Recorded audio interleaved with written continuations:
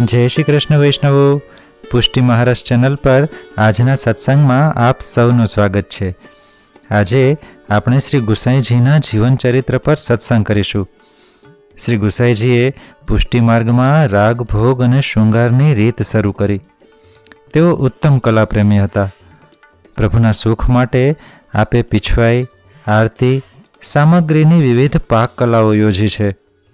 આવા શ્રી વિઠ્ઠલેશ પ્રભુના ગુણગાન આજે આપણે કરવાના છીએ અને તેના જીવનના અમુક અલૌકિક પ્રસંગોનું રસપાન કરવાના છીએ.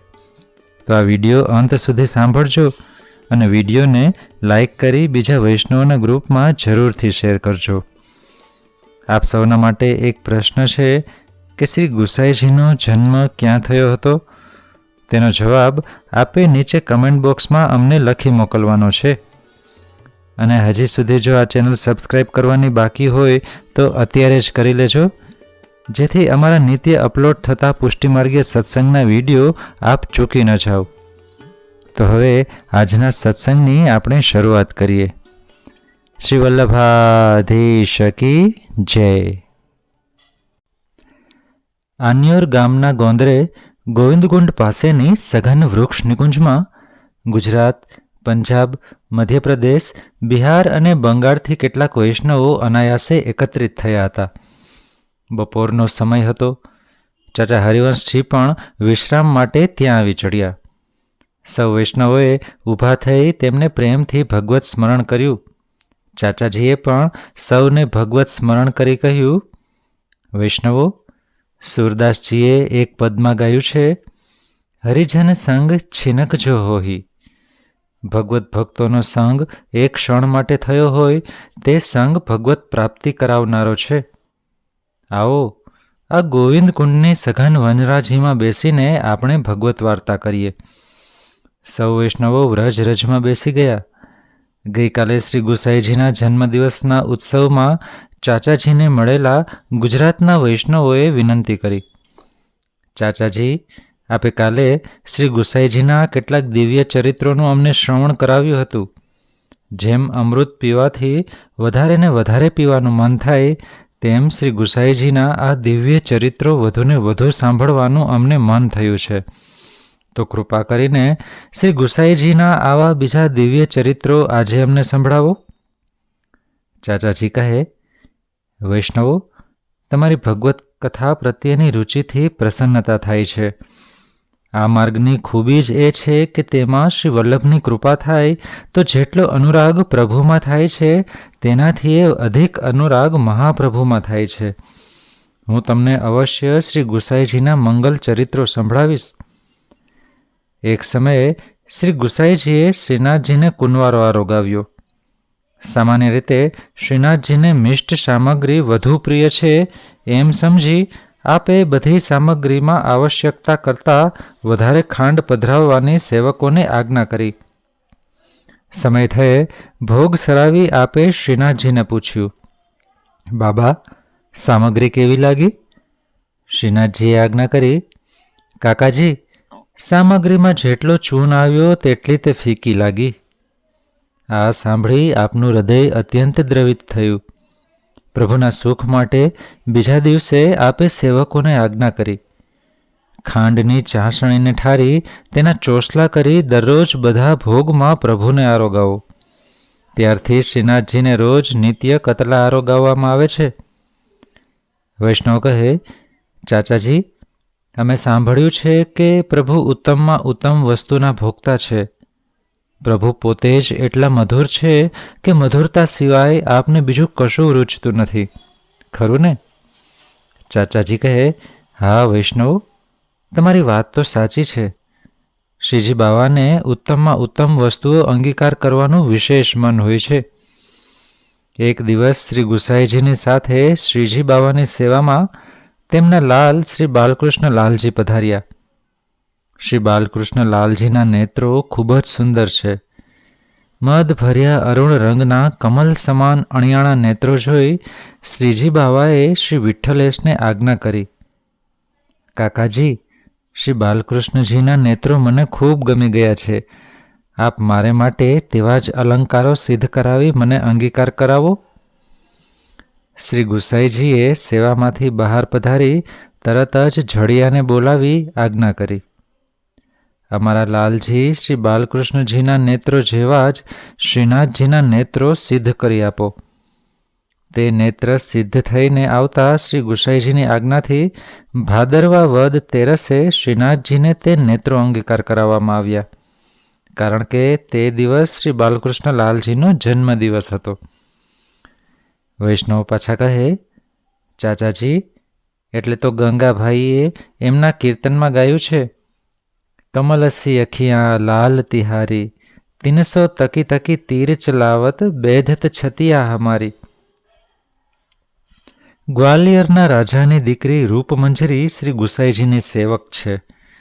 તેના નિષ્કામ પ્રેમને વશ થઈ એક દિવસ રાત્રે શ્રીજી બાવા તેને દર્શન આપવા ગ્વાલિયર પધાર્યા. રાણી રૂપમંજરીએ શ્રીજી બાવાને ચોપાટ ખેલવાનો ખૂબ આગ્રહ કર્યો. ભક્ત વત્સલ પ્રભુ તેમની સાથે આખી રાત ચોપાટ ખેલ્યા. સવારે શ્રી ગુસાઈજી શ્રીજી બાવાને જગાવવા ગિરિરાજ પર પધાર્યા ત્યારે શ્રીજી બાવાના નેત્રો વિશેષ આરક્ત હતા અને નેત્રોમાં રાત્રિના જાગરણનું આળસ હતું. શ્રી ગુસાઈજીએ પૂછ્યું, બાવા, કાલે રાત્રિ જાગરણ કેમ થયું? શ્રીનાથજીએ સર્વ હકીકત કહી. આપે વિનંતી કરી, બાવા, આપ સુકોમળ છો, આપ એટલે દૂર પધારવાનો શ્રમ ન કરો. આજથી રાજભોગમાં આપની સન્મુખ ચોપાટ, શતરંજ, વાઘ બકરી આદિ બિછાવવાનું શરૂ કરીશ. આપ અહીં જ વ્રજ ભક્તો સાથે ખેલો. શ્રીજી બાવાએ શ્રી ગુસાઈજીની વિનંતી સ્વીકારી. સાચે જ શ્રી ગુસાઈજી પ્રભુના સુખ માટે કેટલું કરી રહ્યા છે. આપણને પ્રભુને લાડ લડાવતા આપ શીખવી રહ્યા છે. આપ સેવા કરી શીખવે શ્રી હરિભક્તિ પક્ષ વૈભવ સુદૃઢ કીધો. ચાચાજી, ફરી વૈષ્ણવો, એક દિવસ શ્રી ગુસાઈજી શ્રી નવનીત પ્રિયજીને શૃંગાર કરી ગોકુળથી ગોવર્ધન પધાર્યા. સવારના 9 વાગવા આવ્યા હતા, છતાં શ્રીનાથજી જાગ્યા નહોતા. આપે રામદાસ મુખિયાજીને તેનું કારણ પૂછ્યું. મુખિયાજીએ કહ્યું, કૃપાનાથ, હું તો સમય થતાં પ્રભુને જગાડવા ગયો હતો, પરંતુ એક કૃપાપાત્ર વૈષ્ણવે મને કહ્યું, રામદાસજી, શ્રીનાથજી ભર નિંદ્રામાં પોઢેલા છે, આપના નસકોરા બોલે છે, માટે હમણાં તેમને જગાડશો નહીં. તેથી મેં જગાડ્યા નથી. ત્યારે શ્રી ગુસાઈજીએ આજ્ઞા કરી, રામદાસજી, અમારી બાલ્યાવસ્થા હતી ત્યારે અડેલમાં પણ આવો જ પ્રસંગ બન્યો હતો. એક દિવસ અમારા પિતૃચરણે અમારા જ્યેષ્ઠ ભાતૃચરણ શ્રી ગોપીનાથજીને આજ્ઞા કરી, ઠાકોરજીને જગાવો. ત્યારે ગોપીનાથજીએ પિતૃચરણને આવી જ વિનંતી કરી કે શ્રી ઠાકોરજી ભર નિદ્રામાં છે. પિતૃચરણે અમને સૌને બોલાવીને આજ્ઞા કરી કે આપણે ત્યાં બાલભાવની સેવા છે. ધર્મશાસ્ત્રની આજ્ઞા છે કે બાળકને પણ સૂર્યોદય પહેલાં જગાડી દેવા જોઈએ, કેમ કે જે બાળક સૂર્યોદય પછી જાગે છે તેની બુદ્ધિ કુંઠિત રહે છે. જો પ્રભુને રાત્રે પરિશ્રમ થયો હોય તો પણ સૂર્યોદય પહેલાં જગાવી ત્વરાથી રાજભોગ પર્યંતની સેવા પહોંચી જલ્દી અનોસર કરાવી દેવા, પરંતુ પ્રભુને સૂર્યોદય પછી જગાવવા નહીં. બધા વૈષ્ણવ કહે, વાહ, બાલભાવનો અને છતાંય ધર્મશાસ્ત્રની આજ્ઞાનો મેળ બેસે એવી રીતે સેવામાં કેટલો સુંદર વિચાર કરવામાં આવ્યો. સાચે જ શ્રી ગુસાઈજી તો સેવા સાગર છે. ચાચાજીએ ફરી પાછી ભગવત વાર્તા આગળ ચલાવી. એક દિવસ ધોંધી નામનો એક ગવૈયો ગોકુલ આવ્યો. તેના સંગીતથી પ્રસન્ન થઈ શ્રી ગિરધરજીએ તેને શ્રી નવનીત પ્રિયજીની સન્મુખ કીર્તન ગાવાની આજ્ઞા કરી. ધોંધીના કીર્તનથી શ્રી નવનીત પ્રિયજી ખૂબ પ્રસન્ન થયા. આપ સ્વહસ્તથી તેને તાલ આપવા લાગ્યા. શ્રી ગિરધરજીએ શ્રી નવનીત પ્રિયજીની પ્રસન્નતાના દર્શન કરી તે જ સમયે પોતાના શ્રીહસ્તમાં ધરેલા રત્નજડિત કળા પ્રભુને ન્યોછાવર કરી ગવૈયાને આપી દીધા. શ્રી ગુસાઈજી બીજા દિવસે ગિરિરાજથી પધાર્યા ત્યારે આપે આ વાત સાંભળી. આપ શ્રી ગિરધરજીને ભેટી પડ્યા અને આજ્ઞા કરી, ગોવર્ધન, જેનાથી આપણા પ્રભુ આટલા પ્રસન્ન થયા એ ગવૈયાને તમે તમારું સર્વસ્વ નોછાવર કેમ ન કરી દીધું? શ્રી ગિરધરજીએ વિનંતી કરી, કાકાજી, મારો વિચાર તો એવો જ હતો પરંતુ આપની આજ્ઞા વિના હું તે કેવી રીતે કરું? તે જ વખતે એક ભક્ત કવિએ ગાયું, પ્રિય તોહે નૈન નહીં મેં રાખો, તેરી રોમ રોમ કી છબી પર જગત વારી સબ નાખો. ચાચાજી, આજે તો શ્રી ગુસાઈજીના ચરિત્રો સાંભળતા રોમે રોમમાં હર્ષ જાગે છે. આપનો સત્સંગ ન થયો હોત તો આ માર્ગની આવી સૂક્ષ્મતા અને ગહનતા અને તેમાંથી પેદા થતો અલૌકિક આનંદ અમને કોણ બતાવત? ચાચાજી કહે, વૈષ્ણવો, શ્રી ગુસાઈજીના ચરિત્રનો તો પાર નથી. એક વખત શ્રી ગોપીનાથજીના બેટીજી સત્યભામા બેટીજી શ્રી ગુસાઈજી પાસે આવ્યા. કારણ કે શ્રી ગોપીનાથજીના લીલા પ્રવેશ પછી સત્યભામા બેટીજી શ્રી ગુસાઈજી પાસે જ મોટા થતા હતા. શ્રી સત્યભામા બેટીજીનું બાળ લગ્ન થયેલું, પરંતુ ભગવત ઈચ્છાથી તેઓ બાળ વિધવા થયેલા. તેમણે શ્રી ગુસાઈજીને પૂછ્યું, કાકાજી, બધી છોકરીઓના લગ્ન થાય છે, મારા લગ્ન કોની સાથે થયા છે?